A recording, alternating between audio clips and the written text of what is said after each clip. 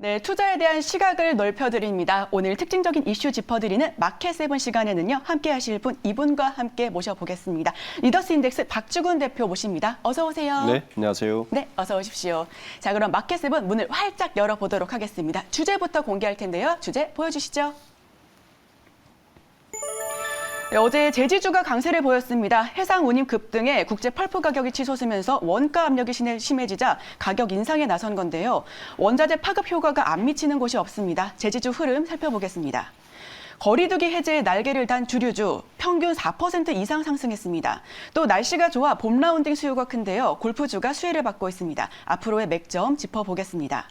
마지막으로 러시아 우크라이나 전쟁이 장기화되면서 철강 가격이 인상됐는데요. 이번엔 중국 철강 생산지가 봉쇄됐다는 소식에 한 차례 더 급등을 연출했습니다. 철강주 투자 관점 알아보겠습니다.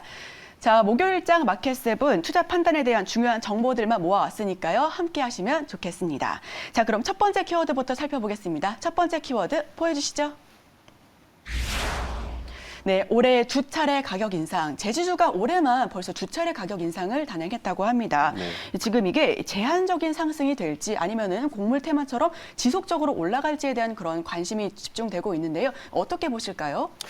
우선 그 펄프 가격의 인상 요인을 먼저 봐야 될 것 같아요. 펄프 가격의 인상 요인을 여러 뉴스에서 뭐 우크라이나 사태까지 연결시키는데 사실은 그건 조금 먼 얘기입니다. 왜냐하면 우크라이나 사태 이후에 그 원자재 가격의 어떤 흐름들을 보면 가장 먼저 오는 게 에너지주였어요. 유가라든지 뭐 이런 것이고, 그 다음 옆하고 오는 게 곡물이나 철강, 니켈 같은 쪽으로 왔고, 사실은 이번 펄프는 마지막 주거든요. 그래서 우크라이나 사태나 이런 것들과 직접 연관시키기보다는 펄프와 직접 연관된 것들에 대한 문제였다라고 보는 게 더 정확합니다. 문제는 뭐냐면 공급 부족입니다. 그러니까 캐나다 쪽에서 펄프가 굉장히 많이 나오는 쪽에 500년 만에 홍수가 난 거와 플러스 요즘 물류비가 장난 아니지 않습니까?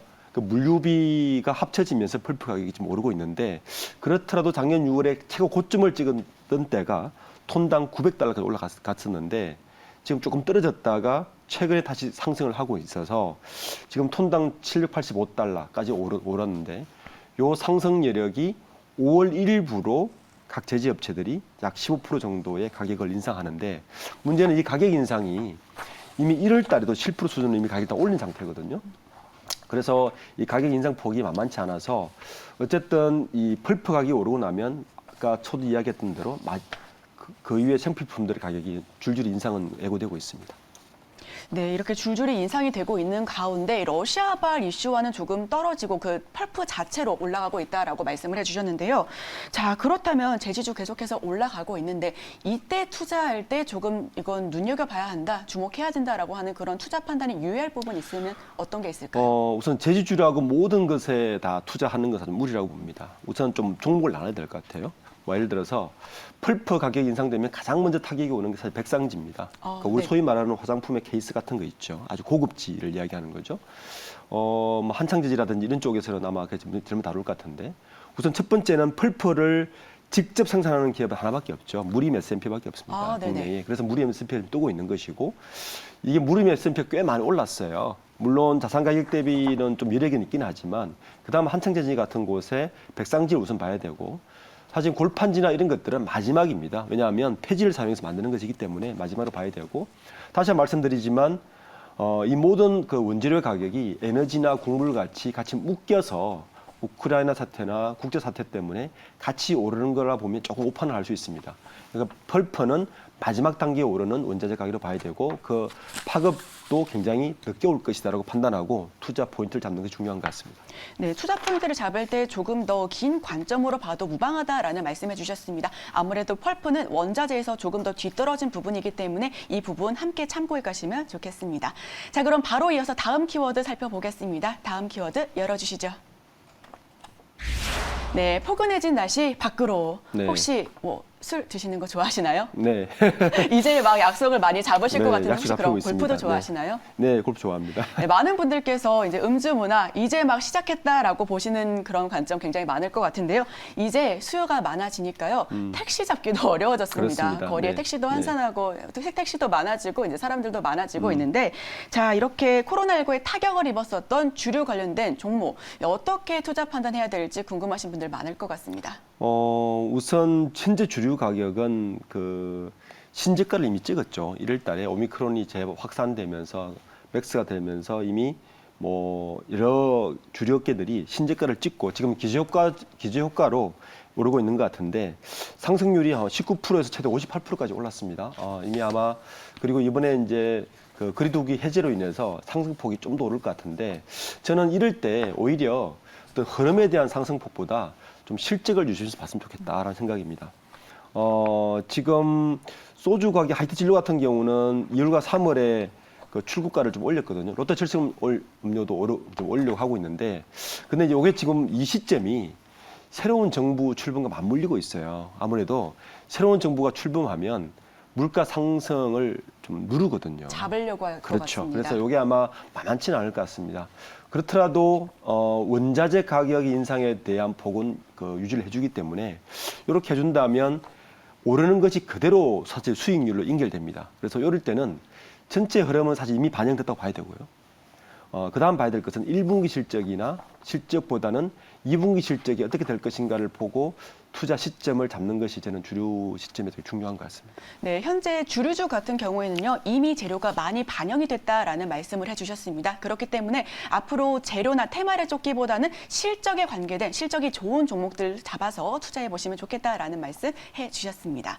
자, 그리고요, 골프 관련된 종목이 요새 시세가 굉장히 좋습니다. 네. 특히 어제 같은 경우에는 가스텔바닥 VC 등 굉장히 큰 폭으로 상승세 네. 보여주기도 했는데 골프 산업에 대한 이제 유망적인 부분들 앞으로 많이 반영될 것 같습니다.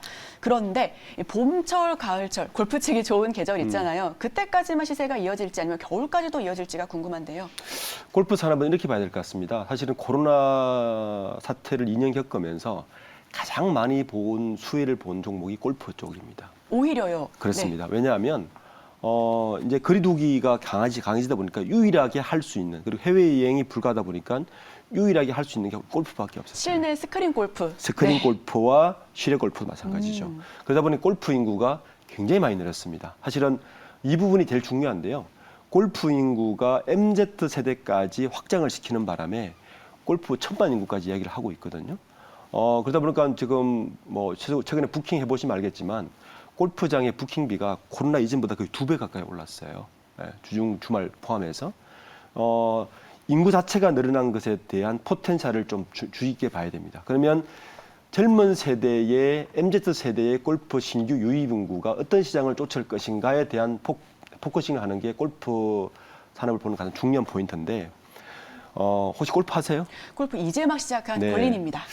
골린이들이 가장 먼저 보는 것은 저는 패션으로 보고 있습니다. 옷을 많이 사죠. 그렇습니다. 네, 골프도 그래서 못 치는데. 골프는 저는 아까 VC 같은 기계도 보지만 그거보다는 골프 새로운 인구가 유입되기 시작하면 첫 번째 패션이 사람이 늘어나기 때문에 그걸 중점으로 보는 것이 좋고 근데 문제는 대부분 해외 브랜드가 많기 때문에 그건 좀 보는 게 좋고 나머지 산업은 계절성은 오히려 봄에 가을에 골프가 성수기인데 골프인들은 그 한 계절 앞에 물건을 구입하기 때문에 그 물건 구입한 것들이 바로 1분기나 2분기 실적이 나오기 때문에 그 실적을 보고 접근하는 것이 훨씬 더 합리적인 판단을 할 것 같습니다. 네, 골프 관련된 종목까지도 말씀 한번 들어봤습니다. 아무래도 지금 골프 산업 역시도 의류과 함께 가는 그런 겹 섹터의 분위기가 있기 때문에요. 골프 산업에서 의류주 한번 살펴보셔도 좋겠습니다. 자, 마지막 키워드 한번 열어보겠습니다. 마지막 키워드 보여주세요.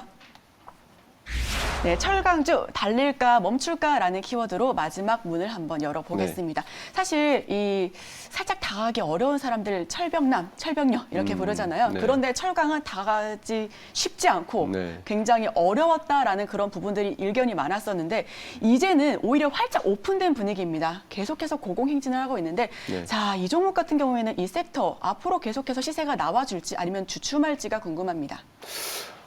첫 번째는 원자재 가격 상승은 당장의 수익률에는 굉장히 좋을 겁니다. 그러니까 원자재 가격이 그대로 반영되기 때문에 철강 같은 경우는 원자재가 반영되기 때문에 문제는 중장기 전략 포인트인데 철강주가 사실은 더 활기를 치려면 건설주가 뛰어야 됩니다. 건설이요. 예.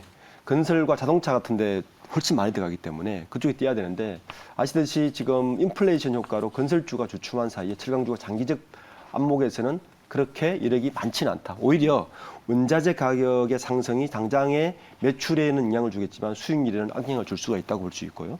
지금 철강이 뜨는 것은 사실은 유럽 우크라이나 사태의 영향이 훨씬 큽니다. 우크라이나 사태 때문에 원자재 가격이 뛰었으니까 철강이 오르겠네라는 게 첫 번째 포인트고, 두 번째는 러시아에서 가는 유럽의 LNG선이 지금 나 있는데 그게 다시 봉쇄되다 보니까 LNG선을 다시 깔아야 되겠네.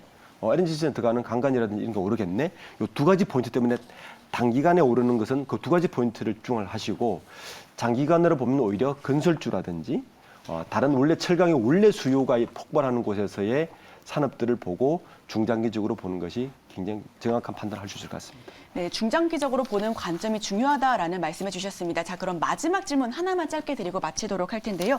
자, 그럼 철강주 지금 투자하기에, 지금 들어가기에는 관점이 어떨까요?